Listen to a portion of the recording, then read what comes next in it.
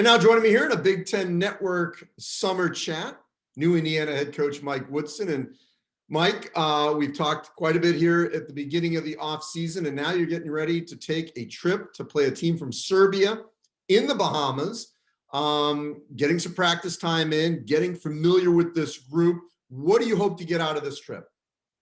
Well, again, when you're trying to put a ball club together, there's a lot of things that come into play. And we've been working out for the last month and a half, kind of getting after it a little bit.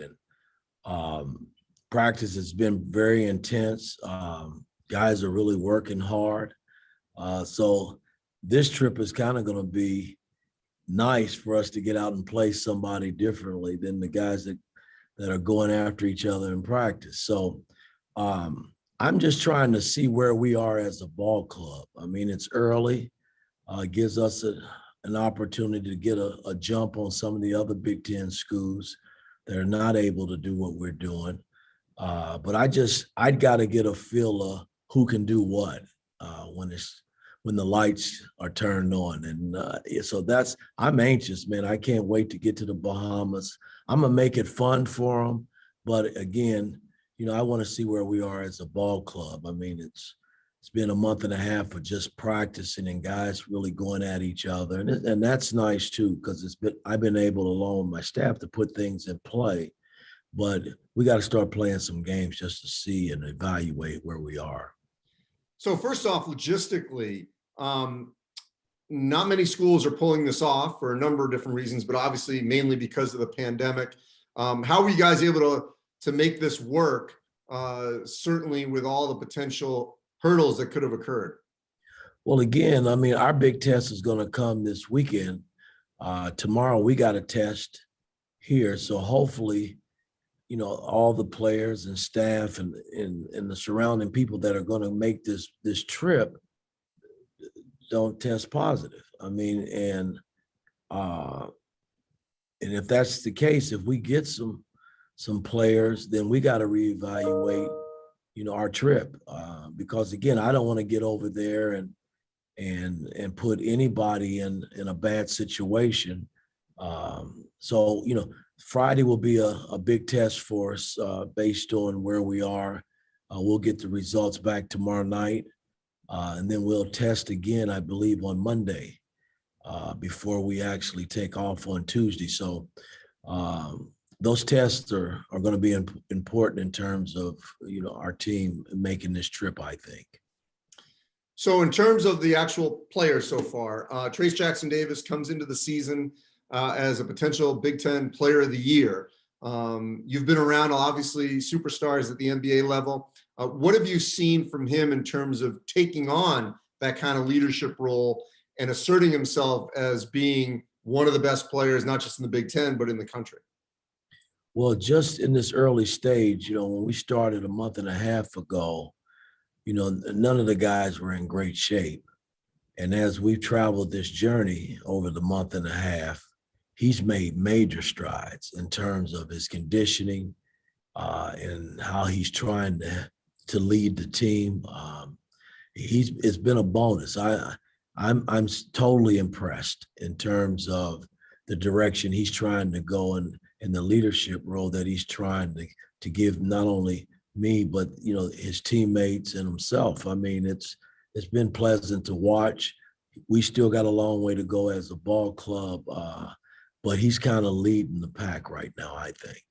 And how about for the other returnees in terms of the main ones for Big Ten play?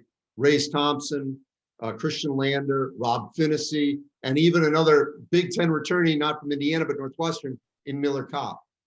I think all those guys, as well as, everybody on the team, is really trying to get a feel of who I am as a coach and the things that I like and want to see done on the floor. And all I can tell you is they are working hard. They really are. They're doing everything that I've asked them to do, and I'm pushing them. I mean, I'm trying to get this team in the best position possible to win, and they're doing everything that we've asked from a coaching standpoint, and guys are improving. I can see just over a month and a half some of the guys' bodies are changing, from weightlifting and the conditioning that we're putting in play. And that's nice to see early on too. So we still got a long way to go as a ball club. I know that, but I think we're heading in the right direction. Mike, a lot of times when coaches take these summer trips, they look for questions to be answered, specifically on rotation. Obviously, I know it can change from August to November, but sometimes who can play the point, who can be my backup four. What are just maybe one or two key things that you're going to be looking for, at least to give you a base before you get to full practice, in late September, October?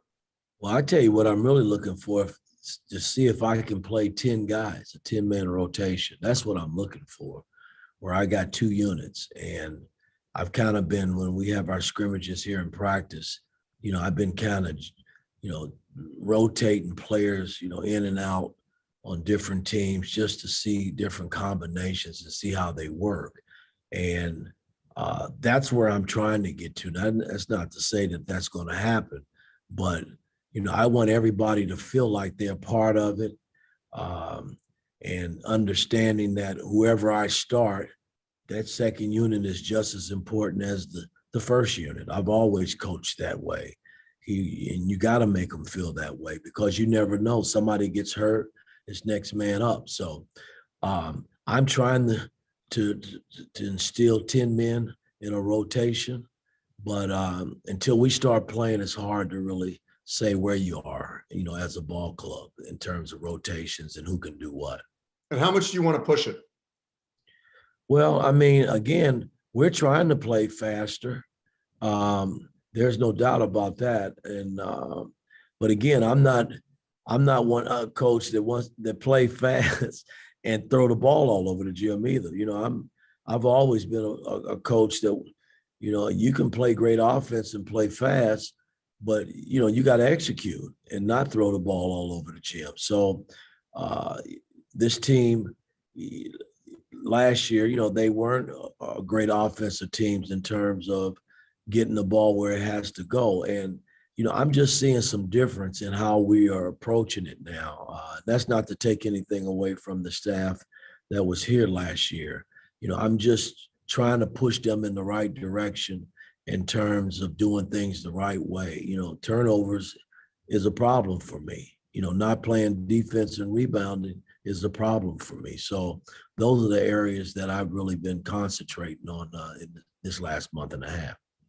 And lastly, Mike, I'm not going to ask for a bold prediction, nor do I expect you to give me one. But when you coach a team in the NBA, you can at least have a feel if, hey, is this a team that potentially, could be a playoff team? Do you have any kind of feel right now of whether or not, for sure, if we do things the right way, if we stay healthy, that this is a postseason tournament type team? How we get there, what we look like, seed and all that, that's later down the road. But just a feeling of, do we have the pieces to potentially reach that?